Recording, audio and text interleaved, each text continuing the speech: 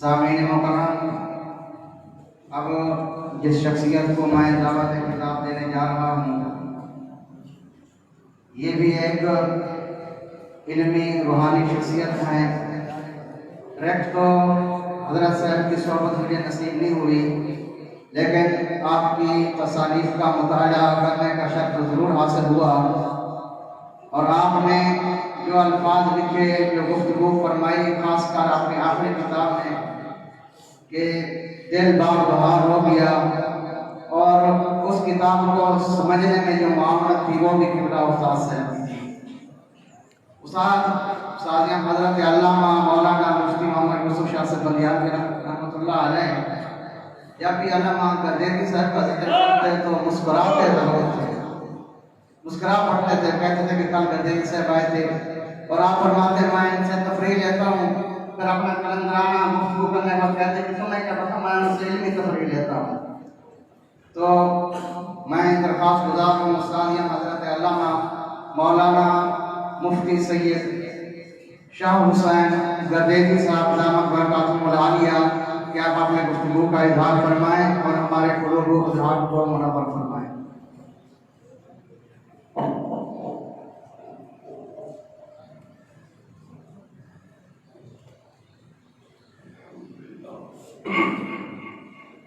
الحمدللہ رب العالمین والصلاة والسلام علی سید الانبیاء والمرسلین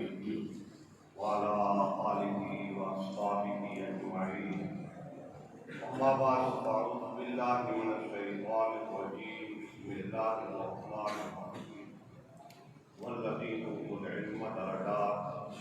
ان اللہ وملائکتہ یصلون علی النبی یا ایھا الذین آمنوا صلوا علیہ وسلموا تسلیما، اللہم صل علی سیدنا ومولانا محمد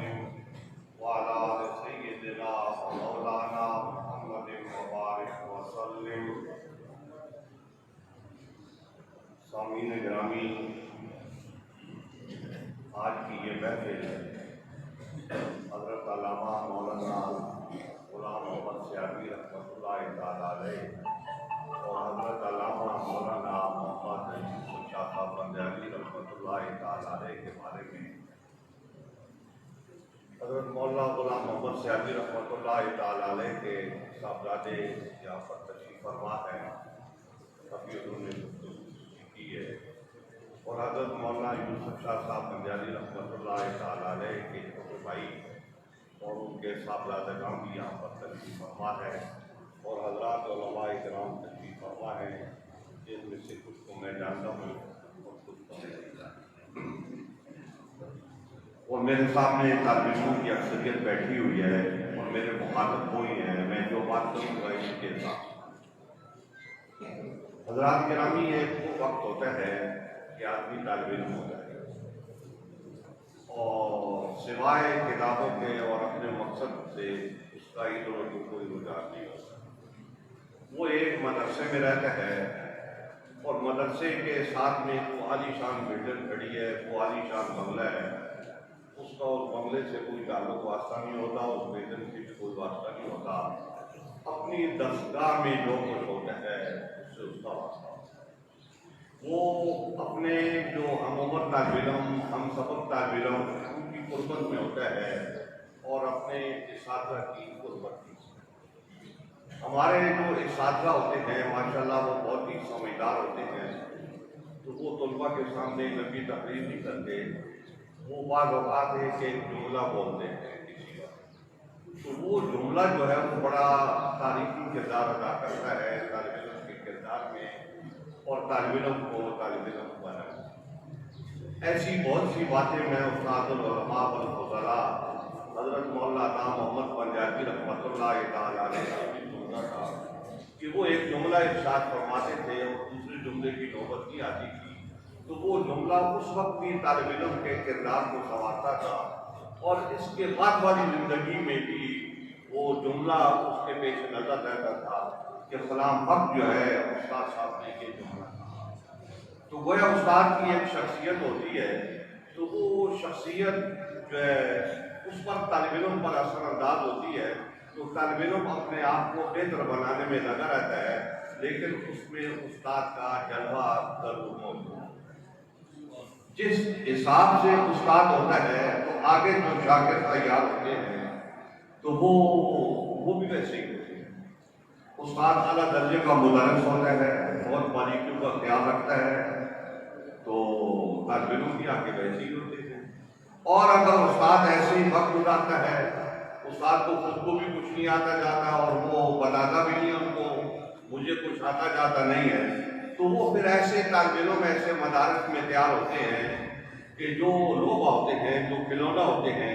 جو فارغ بھی ہو جاتے ہیں اور ان کو پتہ نہیں ہوتا کہ ہم مدرسے میں کیوں رہے اور ہم نے کیا پڑھا اور کیا سیکھا، اس کی کوئی خبر ان کو نہیں۔ اور ایسی بات لوگوں کی ضرورت بھی ہوتی ہے کہ وہ ایسے طالب علم تیار کرے جس کو ہم اپنی زبان میں بڑی مناسب زبان میں یہ بات کہیں گے کہ وہ لم یبج ہو، کہ ان کو کوئی سوجھ بوجھ نہ ہو، تو وہ ایسے لوگ تیار کریں۔ لیکن جو حضرت علامہ مولانا عطا محمد بندیالوی کا فیضان ہے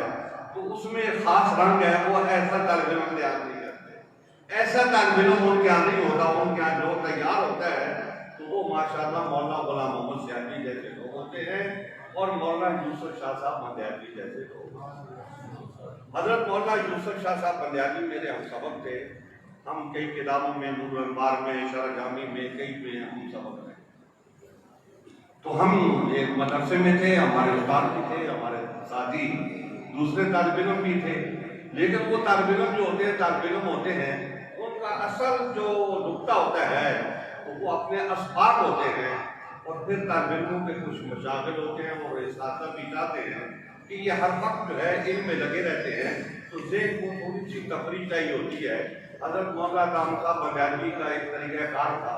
کہ خشک مضامین جو ہے منطق کے، فلسفے کے اور دوسرے علمی مضامین کے اوپر تقریر کرتے کرتے درمیان میں ایک لطیفہ سناتے تھے، تو وہ لطیفہ ایسا ہوتا تھا کہ طالب علم لطیفہ سننے کے بعد ایک دم سے پھر تازہ ہو کے استاد صاحب کی اگلی تقریر کو سننے کے لیے اور سمجھنے کے لیے تیار ہو جاتا۔ لطیفہ کا یہ مقصد ہوتا ہے۔ تو وہ جو علمی اساتذہ ہوتے ہیں تو وہ اس طریقے سے اپنے لوگوں کو، اپنے طالب علموں کو، اپنے شاگردوں کو تیار کرتے ہیں، اور پھر ان کے مشاغل بھی ہوتے ہیں کہ جیسے حضرت مولانا عطا محمد بندیالوی اپنے طالب علموں سے کہتے تھے کہ وہ فلاں جو کام ہوتا ہے اس میں جایا کرو، تم لوگ جو ہے نا بالکل مدرسے بیٹھے رہتے ہو، جو لوگوں کی دلچسپی کے مشاغل ہوتے ہیں ان میں جایا کرو، دیکھا کرو کہ یہ لوگ کیا کرتے ہیں، تاکہ آپ کو دنیا کی خبر بھی ہو۔ اور یہ حقیقت ہے کہ جو طالب علموں کی اکثریت ہوتی ہے ہمارے مدارس کی کہ وہ علم جانتے ہیں، یہ جاتے باتیں ساری جانتے ہیں، لیکن ان کو دنیا کی خبر نہیں ہوتی، وہ دنیا سے ناتعلق ہوتے ہیں، حتیٰ کہ وہ اساتذہ بھی ہو جاتے ہیں، لیکن دنیا سے ان کی دوری جو ہے وہ ایک حقیقت ہوتی ہے، جو مل جاتا ہے اس کے اوپر گزارا کرتے ہیں، جدوجہد نہیں کرتے۔ تو وہ ایک طالب علم کا دور ہوتا ہے کہ جس میں آدمی ایسے ہی ہوتا ہے، اس وقت یہ پتہ نہیں ہوتا کہ یہ طالب علم یہ علامت الدار بنے گا، یہ طالب علم یہ بنے گا، یہ طالب علم یہ بنے گا، یہ طالب علم یہ بنے گا۔ اس وقت نہ طالب علموں کو اندازہ ہوتا ہے اور نہ ہی اساتذہ کو اندازہ ہوتا ہے، کیونکہ ہوتا کیا ہے کہ ایک لیک ترین طالب علم آ گیا تھا، استاد احمد خان اس کی طرف متوجہ ہو گئے کہ وہ اس کے اندر کشش ہوتی ہے کہ وہ استاد کو اپنی طرف مائل کرتا ہے، تو جب استاد کو وہ اپنی طرف مائل کرتا ہے تو پھر وہ نمایاں ہو جاتا ہے کولوا میں بھی، لیکن عملی زندگی میں وہ کیا کردار ادا کرے گا، تو دین کی بڑی خدمت کر پائے گا یا نہیں کر پائے گا، تو یہ میں آپ سے کہتا ہوں اس وقت اندازہ نہیں ہوتا، لیکن ایسا ہوتا رہا ہے کہ بڑے بڑے لائق طالب علم ہوتے ہیں استاد کے سامنے، لیکن اپنی عملی زندگی میں وہ کوئی کردار ادا نہیں کر سکتے، اسلام کے لیے، دین کے بڑھانے کے لیے کوئی کردار وہ ادا نہیں کر سکتے۔ لیکن کچھ طالب علم ایسے ہوتے ہیں کہ وہ اتنے لائق، اتنے سمجھدار نہیں ہوتے، لیکن عملی زندگی میں جب وہ آتے ہیں تو وہ بہت بڑا کردار ادا کرتے ہیں۔ یہ بات مجھے پہلے بھی سمجھ تھی، لیکن جب میں نے حقائق تحریک کے بالاکوٹ آج سے 40-45 سال پہلے کتاب لکھی تھی، اس کتاب کے لکھنے کے دوران مجھے اس حقیقت سے سامنا کرنا پڑا کہ استاد جس طالب علم کو یہ قرار دیتے کہ یہ بالکل بدھو ہے، اس کو کچھ آتا جاتا نہیں ہے، تو یہ ضروری نہیں ہے کہ وہ اپنی زندگی میں بھی ایسا ہی ہو، وہ عملی زندگی میں بہت بڑا انقلابی کردار ادا کر سکتا ہے، تو یہ ایک حقیقت ہوتی ہے۔ تو ہمارے اساتذہ بھی بعض اوقات ایسے وہ کہتے تھے کہ کہ ہم پہلے تو جو ہے نا بڑے لائق طالب علم کے اوپر توجہ دیتے تھے، لیکن تجربے سے یہ بات ثابت ہوئی ہے کہ لائق طالب علم کو سر نہ اٹھانے دو، اس کو دوسروں کے برابر کر کے رکھو، اور آگے جا کے دین کی خدمت کون زیادہ کرتا ہے یہ اللہ ہی جانتا ہے کہ اسی کے کام ہے، اس میں کس کے اندر کیا جذبہ ہے۔ تو حضرات گرامی، مولانا کام صاحب بندیالوی رحمۃ اللہ تعالیٰ علیہ کا جو طریقہ کار تھا تو وہ اس سے مدرس تیار کرتے تھے، وہ واعظین تیار نہیں کرتے تھے، کان پہ ہاتھ رکھ کے شعر پڑھنے والے لوگ وہ تیار نہیں کرتے تھے، تو وہ مدرس تیار کرتے تھے جو ہمارے علماء کے طبقے میں ایک اعلیٰ ترین طبقہ ہو، کیونکہ دینی حوالے سے علماء کرام کے دو تین کام ہوتے ہیں، ایک یہ ہوتا ہے کہ یہ تقریر کرتے ہیں، ایک یہ ہوتا ہے کہ یہ تحریر کرتے ہیں، اور ایک یہ ہوتا ہے کہ یہ تدریس کرتے ہیں، اور کچھ تو واقعہ میں ماشاءاللہ ایسے ہوتے ہیں کہ تینوں کام کرتے ہیں، اور کچھ ایسے ہوتے ہیں صرف تقریر کو اپنا لیتے ہیں، کچھ ایسے ہوتے ہیں صرف تدریس کو اپنا لیتے ہیں اور جمعے کی تقریر کرنے کے لیے بھی وہ تیار نہیں ہوتے، اور کچھ ایسے ہوتے ہیں کہ وہ صرف جو ہے نا وہ تحریر کرتے ہیں، دوسری چیزوں سے لا تعلق پہنچاتے ہیں۔ تو یہ آگے عملی زندگی جو ہوتی ہے اس میں کون سا رخ اختیار کرتا ہے وہ ہوتا رہتا ہے، لیکن بنیادی چیز جو ہے وہ قابلیت ہوتی ہے۔ تو درس نظامی کا جو فہم ہوتا ہے تو وہ فہم جو ہے اس کو ہر جگہ کام دیتا ہے، تقریر میں بھی، تدریس میں بھی۔ اور حضرت مولانا بقار الدین صاحب ایک دفعہ دوران سبق کہہ رہے تھے کہ لوگ کہتے ہیں کہ منطق پڑھے بغیر کے آدمی عالم نہیں ہو سکتا، تو کہتے ہیں ہو سکتا ہے، لیکن ابھی تک کوئی نظر نہیں آیا کہ جس نے منطق نہ پڑھی ہو اور وہ بڑا علامہ ہو، تو ایسا ابھی تک کوئی دکھائی نہیں۔ تو حضرات گرامی، منطق کا فلسفہ اسی لیے ہوتا ہے کہ یہ آدمی کو بہت سے معلومات بھی فراہم کرتا ہے اور انسان کے اندر ذہن کی تیزی پیدا کرتا ہے۔ تو حضرت مولانا یوسف شاہ صاحب بنجاری رحمۃ اللہ تعالیٰ علیہ سے میرا اس زمانے سے تعلق ہے، تو تبدیلی ہر ایک میں آتی رہتی ہیں، مجھ میں بھی بہت سی تبدیلی آئی ہے۔ ظاہر میں آج جو آپ کے سامنے بیٹھا ہوں، میں وہ طالب علم نہیں ہوں جو یوسف شاہ صاحب کے ساتھ میں پڑھتا تھا، اور یوسف شاہ صاحب بھی وہ طالب علم نہیں تھے جو میرے ساتھ پڑھتے تھے۔ وہ ایک طالب علم کا دور تھا، اس وقت سوچ جو ہے ایک حد میں ہوتی ہے، لیکن پڑھنے کے بعد جب آدمی عملی زندگی میں آتا ہے تو پھر اس کی سوچ جو ہے وہ نما پاتی ہے اور وہ آگے بڑھتا ہے، اور آگے بڑھ کے اللہ جل جلالہ اس کو ایک ذہن عطا فرماتا ہے اور وہ اس ذہن کے مطابق جو ہے وہ کام کرتا ہے۔ ہمارے جو میں بات آپ سے کہتا ہوں، اہل سنت و جماعت کے جو لوگ ہیں، تو ہمارا جو حلقہ ہے، جس حلقے میں ہم رہتے ہیں، جس حلقے میں ہم کام کرتے ہیں،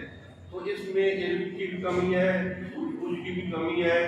برداشت کی بھی کمی ہے، تو یہ ساری چیزیں جو ہے نا ہمارے اندر پائی جاتی ہیں۔ تو ہمارے جو علماء ہوتے ہیں تو ان سب چیزوں کو برداشت کرتے ہوئے، ان سب لوگوں سے کے ساتھ گزارا کرتے ہوئے وہ آگے بڑھتے رہتے ہیں، اور جو ان کا کام وہ سمجھتے ہیں کرنے کا وہ کرتے ہیں۔ انسانی ذہن ہے کہ ایک آدمی 20 سال کا ہے تو اس عمر میں وہ ویسا نہیں ہو سکتا جیسا وہ 40 سال کا بنے گا، اور جب جیسا وہ 40 سال کا ہے تو ایسا وہ جا کے 60 سال میں نہیں بنے گا۔ اس کا علم بھی بڑھتا ہے، اس کا تجربہ بھی بڑھتا ہے، اس کے ذہن میں ایک توسع پیدا ہوتا ہے۔ تو یہاں لوگ ڈنڈا لے کے کھڑے ہوتے ہیں ہمارے لوگ، اور وہ بھی ان پڑھ اور جہاں لوگ جنہوں نے کتابوں کو پڑھا ہوا نہیں ہوتا، کہ آپ اپنے ذہن کو اس کے اندر محدود رکھیں، اس سے باہر آپ نہیں نکلیں گے۔ حضرات گرامی، یہ جو پیر بٹھا دیے جاتے ہیں تو یہ پیروں کو آدمی توڑتا ہے، ان زنجیروں کو توڑتا ہے۔ جس طریقے سے زین العابدین نے ذہنی زنجیریں توڑی تھی، اس طریقے سے وہ عالم جو مدرسے میں بیٹھا ہوا ہے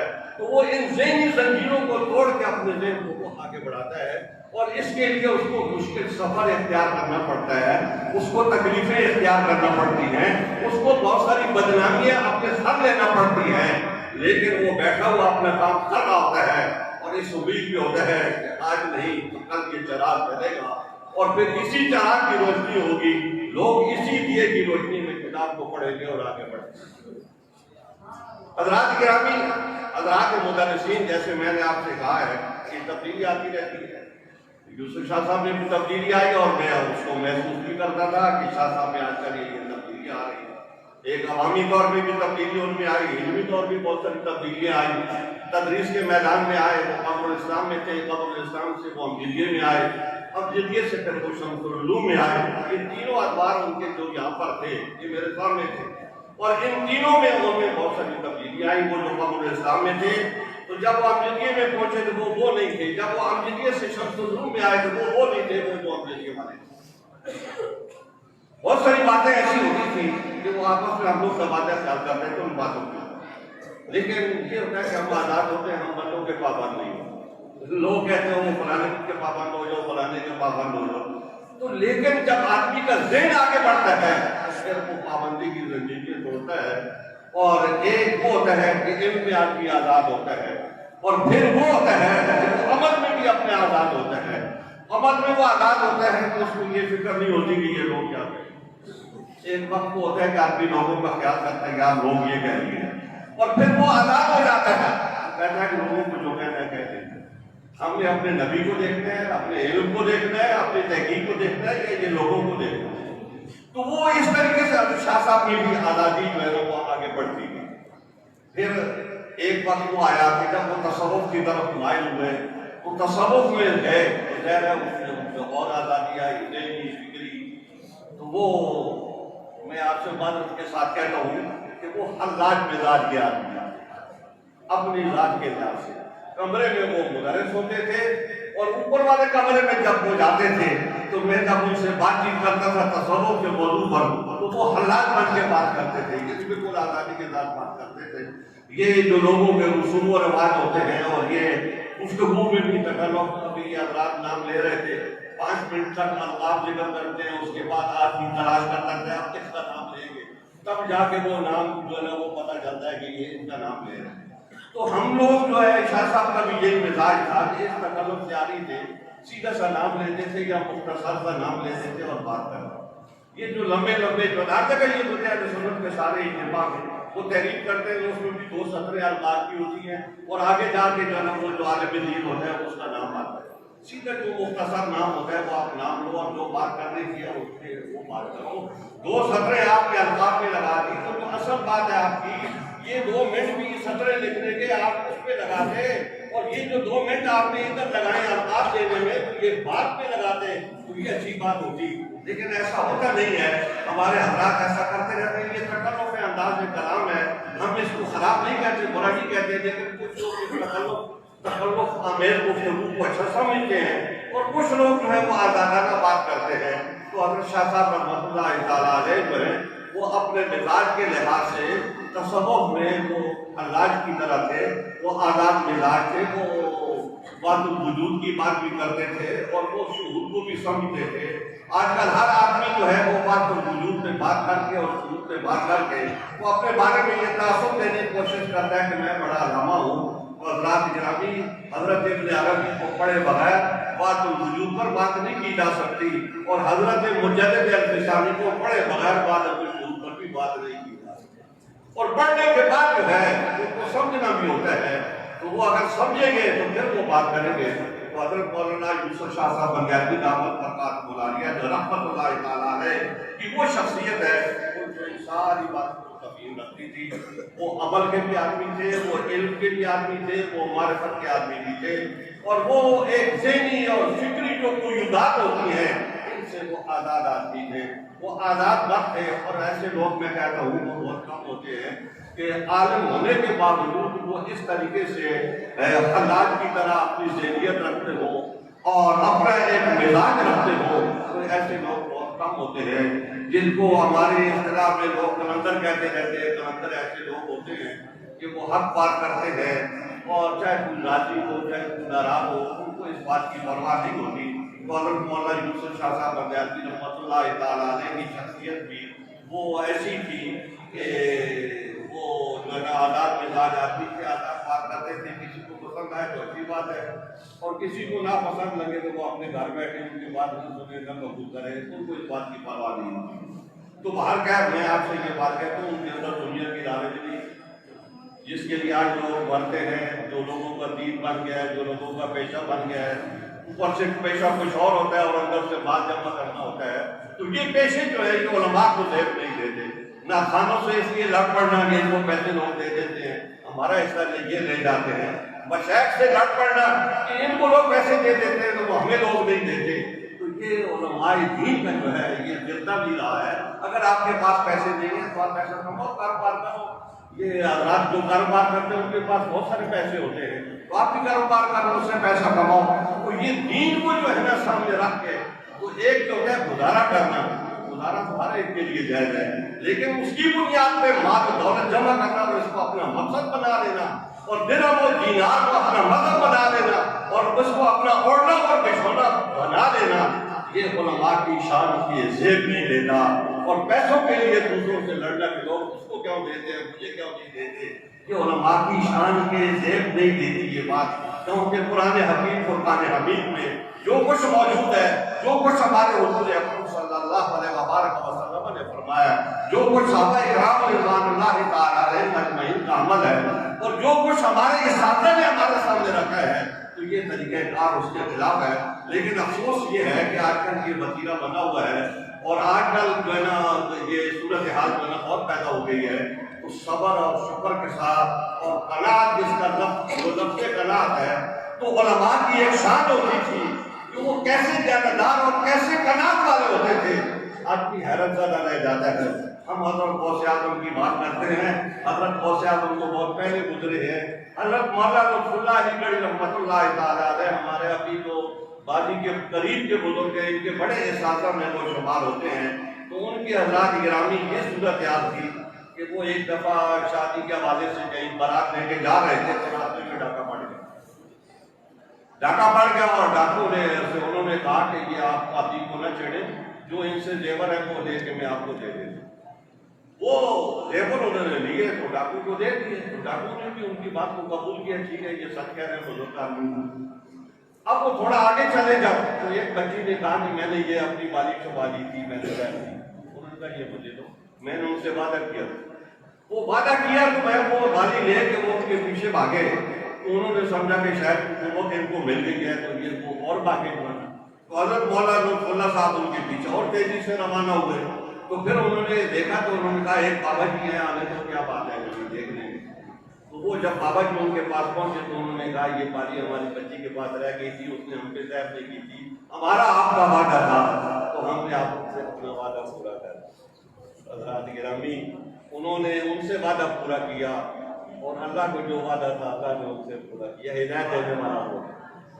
تو یہ ہمارے بزرگ جو ہیں اتنے دیانتدار، اتنے صادق، اتنے امین اور اتنے دنیا سے دور رہنے والے لوگ جو ہیں، یہ ہماری مثالیں ہیں، ہمارے بزرگ ہیں۔ تو ہم اگر دنیا میں فنا ہو جائیں اور علم دین کو چھوڑ کر دنیا میں لگ جائیں، 1 گھنٹہ علم دین پہ لگائیں اور باقی اپنے 23 گھنٹے جو ہیں وہ ہم دنیا داری پہ لگائیں اور پھر جو ہے اس میں کمی آ جائے تو پھر لوگوں کو ہم برا کہیں گے ہمیں پیسے نہیں دیتے، یہ ہمارے مال کا ہمارا حصے کا مال دوسرے کو دے دیتے ہیں، دوسرے مولوی صاحب کو دے دیتے ہیں، وہ تقریر کرنے کے لیے آتے ہیں ان کو دے دیتے ہیں، فلاں کو دے دیتے ہیں، فلاں کو دے دیتے ہیں۔ اللہ تعالیٰ ارشاد فرماتا ہے کہ ہم نے ہر ایک کو رزق دینا ہے اور جتنا اس نے دینا ہے وہ اتنا ہی اس نے دینا ہے، اس سے زیادہ آپ کو نہیں دینا ہے، آپ کے شور مچانے سے جو ہے وہ نہیں ہوگی۔ تو حضرات گرامی میں یہ بات آپ سے عرض کر رہا ہوں کہ اگر مولانا یوسف شاہ صاحب بجاجی رحمۃ اللہ تعالیٰ علیہ کے اندر یہ ساری خوبیاں موجود تھی، ان کے اندر پیسے کی لالچ اور پیسے کا ہوس جو ہے وہ نہیں تھا۔ ایک وقت تھا کہ 2-3 مہینے بعد 4 مہینے بعد میں اپنے لیے چادر بناتا تھا، ان کے لیے بھی ایک بنا دیتا، کچھ عرصہ ایسے ہی کرتا رہا۔ پھر ایک دفعہ یہ مجھے کہتے ہیں کہ یہ تم نے مجھے کیا سمجھ رکھا ہے کہ یہ روز ایک نئی چادر لا کے مجھے دے دیتا ہے، تو سمجھتا کیا کرتے میں وہ فقیر مسکین ہوں؟ تو میں نے کہا نہیں کہ ایسا یہ غمگینی کریں گے۔ تو میرا کہنے کا مطلب یہ ہے کہ وہ اتنی رواداری، میں تو ان کا دوست تھا تو وہ اتنی چیز بھی قبول کرنے کو تیار نہیں ہے، حالانکہ یہ چیز منع نہیں ہوتی، لیکن ان کی غیرت جو ہے اس بات کو بھی گوارا نہیں کرتی، تو وہ ایک کمرے میں بیٹھ کے جو اللہ نے دیا اس پہ انہوں نے گزارا کیا اور اپنا وقت اس طریقے سے گزار کے وہ چلے گئے۔ تو حضرات گرامی میں یہ بات عرض کر رہا ہوں کہ ان کے اندر بہت ساری تبدیلیاں آئیں، اور جب تبدیلیاں آتی ہیں کہ ایک وہ چیز ہوتی ہے جو آدمی اللہ تعالیٰ سے مانگتا ہے اور ایک وہ چیز ہوتی ہے کہ جو وہ مانگے بغیر دیتا ہے۔ حضرت ابن عربی رحمۃ اللہ تعالیٰ علیہ نے فصل شیسی میں اس کی بہت تفصیلات بیان کی اور حضرت شیس علیہ السلام کو ہمت اللہ قرار دیا کہ اللہ تعالیٰ نے ان کو بہت ساری چیزیں، بہت ساری ہدایتیں مجھے فرمائی۔ اس میں وہ گفتگو کرتے ہوئے یہ کہتے ہیں کہ اللہ تعالیٰ کا جب دیتا ہے تو وہ جو شاید جس کو وہ دیتا ہے اس کو وہ دیکھتا ہے وہ تیار ہے کہ نہیں، تو جب وہ چیز تیار ہو جاتی ہے تو وہ اس کا جو اس وقت کی صورتحال جو ہوتی ہے، صورتحال سے وہ اللہ کی بارگاہ میں مطالبہ کر رہا ہوتا ہے، زبان سے نہیں کر رہا ہوتا، صورتحال سے مطالبہ کر رہا ہوتا ہے۔ یعنی اس کی باطن کی صورت ایک بات کا تقاضا کرتی ہے کہ یہ تجلی اس پہ ڈالی جائے، تو اللہ رب العزت نے اس پہ وہ تجلی ڈالی۔ تو حضرت مولانا یوسف شاہ صاحب بغدادی رحمۃ اللہ تعالیٰ علیہ بہت قوت والے آدمی تھے، بہت صلاحیت والے آدمی تھے، علمی طور پہ، ذہنی طور پہ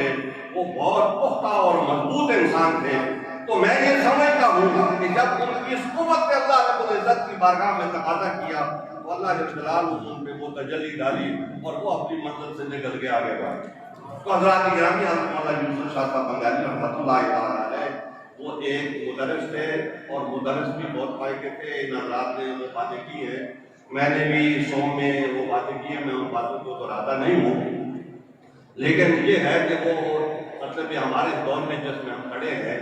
تو میں آپ سے یہ بات کہتا ہوں کہ جس شہر میں میں رہتا ہوں اور جن لوگوں سے میرا تعارف ہے،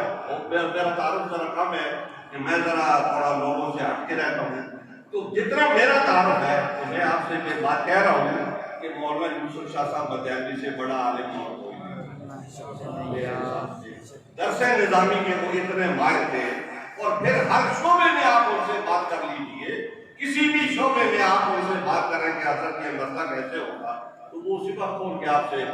کے سامنے کر دیں گے۔ ان کے یہاں ادھار نام کی کوئی چیز نہیں تھی، کل آنا پرسوں آنا ترسوں آنا یہ بات نہیں تھی، وہ اسی وقت جو ہے وہ بات کرتے تھے، اور ان کا علم جو تھا وہ مستقر تھا، وہ بالکل حاضر تھا۔ حضرات گرامی، اس شعبے میں میں آپ سے یہ بات کرتا ہوں، ہمارے گاؤں میں ایک عالم تھے، وہ منطق و فلسفہ میں بڑے ماہر تھے، وہ قاضی اور حمداللہ اور یہ کتابیں پڑھاتے تھے، چھوٹی کتابیں نہیں پڑھاتے تھے۔ تو مجھے گاؤں والوں نے بتایا، ان کے عزیزوں نے، کہ ایک دفعہ ایک طالب علم آیا حمداللہ پڑھنے کے لیے، تو انہوں نے اس سے کہا کہ پہلے کیا پڑھا ہے، اس نے کہا یہ پڑھا ہے، حمداللہ پڑھا ہے، انہوں نے کہا نہیں پڑھا ہے۔ انہوں نے 2-4 سوال اس سے کیے، تو اس سے کہا کہ وہ ہزارے میں چلے جاؤ، وہ مولانا قاضی غلام گیلانی ہے، ان سے حمداللہ پڑھ جاؤ، حمداللہ ان سے پڑھ کے آؤ تو پھر میرے پاس آؤ، پھر میں پڑھے ہوئے پڑھاؤں گا، تو کچے تو میں نہیں پڑھا۔ وہ چلے گئے، وہ وہاں سے پڑھ کے آئے، دوبارہ ان سے سوال جواب کیا تو انہوں نے کہا ٹھیک ہے۔ تو حضرات گرامی، وہ حمداللہ پڑھاتے تھے اور حمداللہ میں وہ پڑھے تھے۔ ہمارے استاد محترم مولانا سید زبیر شاہ صاحب چکوال والے جو ہیں، وہ یہ کہتے تھے کہ ہم نے ان سے کہا استاد جی آپ منطق و فلسفہ کے آدمی ہیں اور یہ آپ کا شعبہ ہے، تو آپ حضرت پیر مہر شاہ صاحب سے جا کے مرید ہو گئے، یہ کیا بات ہے؟ انہوں نے آگے سے کہا کہ نہیں وہ بڑے ولی ہیں۔ تو ہم نے کہا استاد جی آپ کو ولی کا کیا پتہ چلتا ہے؟ آپ کا تو ولی یہ ہے، عبداللہ ہے، قاضی ہے، اس کے آپ بڑے ماہر ہیں۔ کیونکہ وہ اس کے اتنے ماہر تھے کہ وہ مطالعہ کر کے نہیں پڑھاتے تھے، وہ کہتے تھے میں مطالعہ کر کے نہیں پڑھاتا ہوں۔ حضرت مولانا عبدالحق صاحب بغدادی نے مجھے یہ بات ارشاد فرمائی ہے کہ میں ان سے پڑھتا تھا، تو ان کے ٹیبل پہ میں نے کچھ کتابیں عبداللہ سے متعلق جو ہے لا کے رکھی، تو انہوں نے مجھ سے پوچھا کہ عبدالحق یہ کیا رکھا ہے میرے ٹیبل پہ؟ تو انہوں نے کہا حضرت یہ عبداللہ کا فلاں حاشیہ اور فلاں حاشیہ اور فلاں حاشیہ۔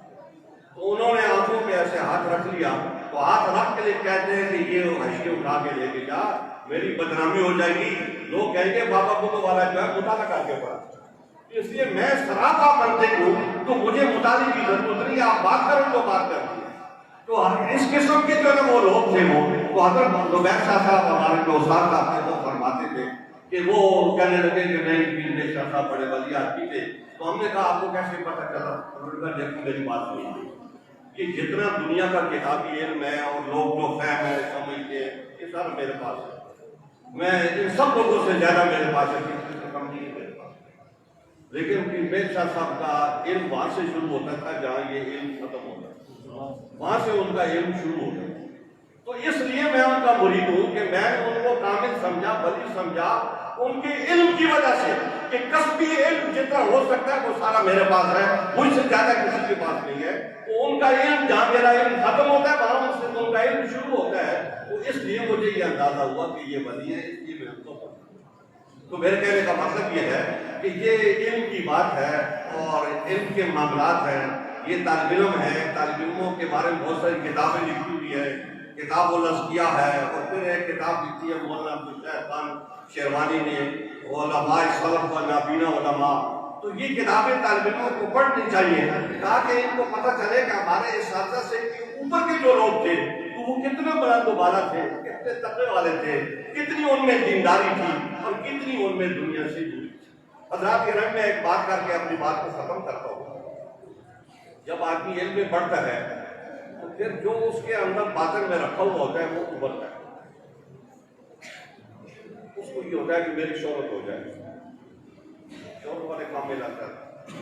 اس کو یہ ہوتا ہے کہ میں اقتدار میں جاؤں، حکومت میں جاؤں، تو وہ اس شعبے میں لگ جاتا ہے۔ اور اسی طریقے سے اس کو یہ ہو جاتا ہے کہ میرے پاس دولت ہو جائے تو وہ دولت والے شعبے میں لگ جاتا ہے۔ یہ سارے کام میں آتے ہیں۔ لیکن عالم لوگ جو ہوتے ہیں وہ عمومی طور پہ ان چیزوں کی طرف توجہ نہیں ہے اور اپنا جو درس و تدریس ہوتا ہے اس کو باقی۔ لیکن اگر کوئی عالم وہاں پر پہنچ بھی جاتا ہے تو وہ اپنے اصل کو نہیں بھولتا، اپنے اصل کام کو نہیں بولتا، اپنی جو اصل رمج ہوتی ہے اس کو وہ قائم رکھتا ہے۔ حضرت مفتی صدر الدین آزمدار رحمۃ اللہ تعالیٰ علیہ جو تھے وہ دہلی کے صدر صدور تھے، ان کو تنخواہ بھی ملتی تھی تو وہ ساری تنخواہ جو ہے وہ طلباء کے اوپر صرف کر دیتے تھے اور انہیں کو کھلاتے پلاتے اور انہیں کو پڑھاتے۔ یہ ہندوستان میں علماء، ہندوستان میں مسلمانوں کا نظام تعلیم و تربیت ایک کتاب ہے جو مولانا گیلانی نے لکھی ہے۔ اس میں انہوں نے ایک واقعہ لکھا کہ انہوں نے کہا کہ ہم وہاں پڑھتے تھے، ٹاؤن میں پڑھتے تھے، حضرت مولانا برکات احمد توفیق، تو نواب کی طرف سے طلباء کو اخراجات ملتے تھے تو وہ چلتے رہتے تھے۔ تو ایک دفعہ یہ ہوا کہ مولانا حکیم برکات احمد توفیق جو ان کے نواب سے کچھ تعلقات کشیدہ ہو گئے تو انہوں نے وہ جو طلباء کا وظیفہ تھا مدرسے کا وہ انہوں نے بند کر دیا۔ تو پتہ یہ چلا کہ حضرت مولانا حکیم برکات احمد توفیق رحمۃ اللہ تعالیٰ علیہ نے اپنی بیوی کے زیورات بیچ کے طالب علموں کو کھانا کھلا دیا، ان کو کپڑے پہنا، ان میں فرق نہیں آنے دیا۔ تو حضرات گرامی میں یہ بات آپ سے عرض کرتا ہوں کہ ہمارے اکابر، ہمارے اسلاف جو ہے وہ دولت جمع کرنے والے نہیں تھے،